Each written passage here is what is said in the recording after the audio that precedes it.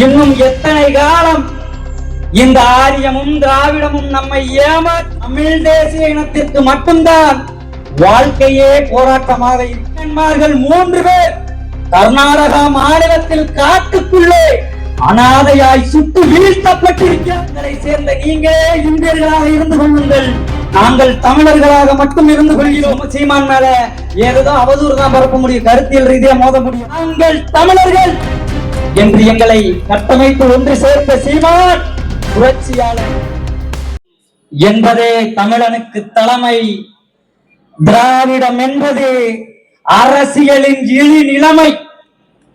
நாங்கள் தமிழர்கள், எங்களுடையது இந்நாடு. இடை நுழைந்த திராவிடமோ எங்களுக்கு வெறும் கூடு. இன்னும் எத்தனை காலம் இந்த ஆரியமும் திராவிடமும் நம்மை ஏமாற்றும்? இனியும் பொங்கி எழாமல் பொறுத்திருந்தால் இது எல்லாவற்றையும் மாற்றும். ஆரியத்தையும் திராவிடத்தையும் ஒழித்து முடிப்போம், நாம் தமிழர் என்று எரிமலையாய் வெடிப்போம் என்ற முழக்கத்தை முன்வைத்து மற்ற இனங்களுக்கெல்லாம் வாழ்க்கையில் என்றாவது ஒரு நாள் தான் போராட்டமாக இருக்கிறது. ஆனால் தமிழ் தேசிய இனத்திற்கு மட்டும்தான் வாழ்க்கையே போராட்டமாக இருக்கிறது.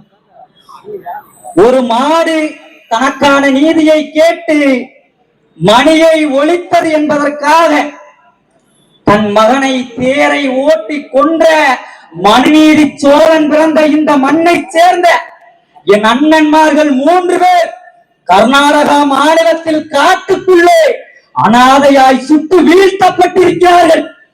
அவர்களுக்கான நீதியை பெற்றுத்தர இங்கு எவருமே இல்லை என்று நினைக்கின்ற பொழுதுதான் சற்று வேதனையாக இருக்கிறது.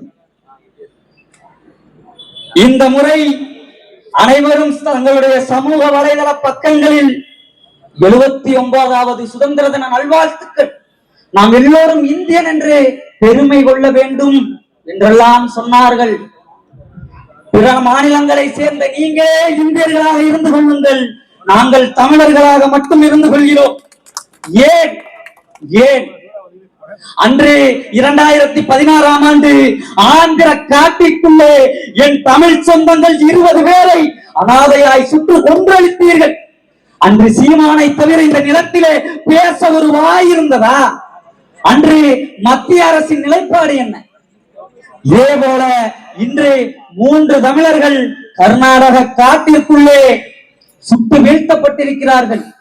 காவிரி நதிநீர் உரிமையை கேட்டதற்காக கர்நாடகர்கள் கர்நாடகாவின் பொதுவெளிகளில் வைத்து தமிழர்களை அரை நிர்வாணப்படுத்தி அடித்தீர்களே. அன்றைக்கு நாம் தமிழர் பிள்ளைகளை தவிர வேறு யாரும் குரல் கொடுக்கவில்லையே. அன்று இந்த பிரச்சனைகள் எல்லாம் நடக்கின்ற பொழுது மத்திய அரசு தலையிட்டு தட்டி கேட்டிருந்தால் நான் இந்தியன். ஆனால் என்று எங்களை இந்த மாநிலத்தின் இந்த நாட்டின் ஒரு அங்கமாக கூட நினைக்காமல் எங்களை தவிர்த்தீர்களோ? என் அண்ணன்மார்கள் காட்டிற்குள் கத்திய மரண ஓலத்தில் அவர்கள் சிந்திய குருதியில் இந்திய தேசிய உணர்வு சற்று தமிழ் தேசிய உணர்வு பிறந்து விட்டது.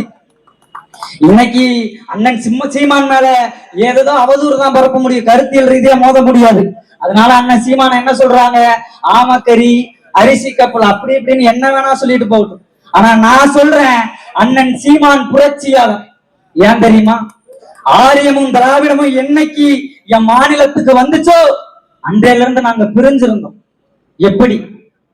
நாங்கள் தேவராகவும் தேவேந்திரராகவும் பிரிந்து கிடந்திருந்தோம். நாங்கள் பறையராகவும் பறையாட்சியாகவும் பிரிந்து கிடந்திருந்தோம். எங்கள் தூய தலைவன் மேலதுவே பிரபாகரனை தலைவனாக ஏற்றுக்கொண்டு செந்தமிழன் சீமான் எனும் மானத்தமிழ் மரபன் வந்தான். தெற்க தேவரும் தேவேந்திரரும் ஒன்னா இருந்திருந்தா, வடக்க பறையரும் படையாட்சியும் ஒன்னா இருந்திருந்தா, ஏந்திரா ஜெயலலிதா ஏந்திரா கருணாநிதினு கேட்டான். தன் சொந்த ரத்தத்துக்குள் யுத்தத்தை முளைத்து அதில் வழிகின்ற ரத்தத்தை நக்கி குடிக்கும் ஓநாய்களாக இந்த திருட்டு திராவிடர்கள் திரிகிறார்கள் என்பதை எங்களுக்கு புரிய வைத்து தமிழ் தேசிய சித்தாந்தத்தால் நாங்கள் தமிழர்கள் என்று எங்களை கட்டமைத்து ஒன்று சேர்த்த சீமான் புரட்சியாளன். புதியதோர் தேசம் செய்வோம், மக்கள் புரட்சியாளரை உறுதி செய்வோம். புரட்சி எப்போதும் வெல்லும். நாளை நமது வெற்றி அதை சொல்லும். இலக்கு ஒன்றுதான், இனத்தின் விடுதலை. இனம் ஒன்றாவோ, இலக்கை வென்றாவோ. தமிழ்த்தாய் வாழ்க, தலைவர் பிரபாகரன் வாழ்க. நாம் தமிழர்.